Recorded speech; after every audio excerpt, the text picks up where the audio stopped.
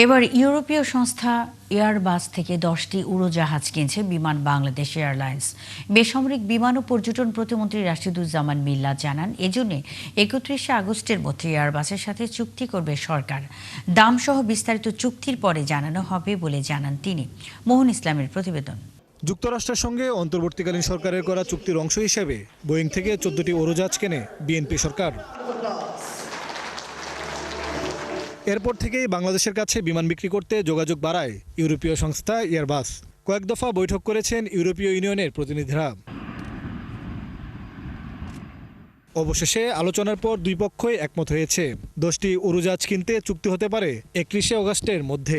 আমরা আশা করি 31 আগস্টের মধ্যে আমরা কন্ট্রাক্ট সাইন করব।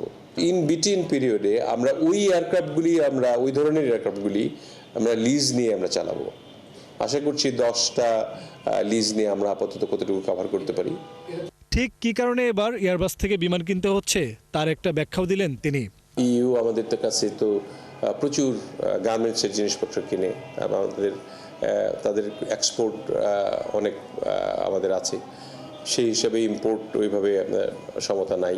আমেরিকার সঙ্গে ওইরকম আমাদের ট্রেড ব্যালেন্স করার জন্য তো কিছু বিষয় থাকেই আর কি। তো সেগুলি যদি চিন্তা আনেন সেটাও একটা ব্যাপার। আর এটা চিন্তা না আনলেও আমরা মিক্স ফ্লিট করাটা ভালো আর কি। স্বৈরাচারী আওয়ামী লীগ সরকারের সময় এ নিয়ে আলোচনা হলেও এবার নতুনভাবে দর কষাকষি করছে সরকার। আমাদের এখন 17টি বিমান সচল আছে, তার মধ্যে 2-3 বছরের মধ্যে কিছু গ্রাউন্ডেড হয়ে যাবে। আমাদের বিমান এমনিই কিনতে হবে। তো এটা আমার মনে হয় না অসম কোনো কিছু হচ্ছে।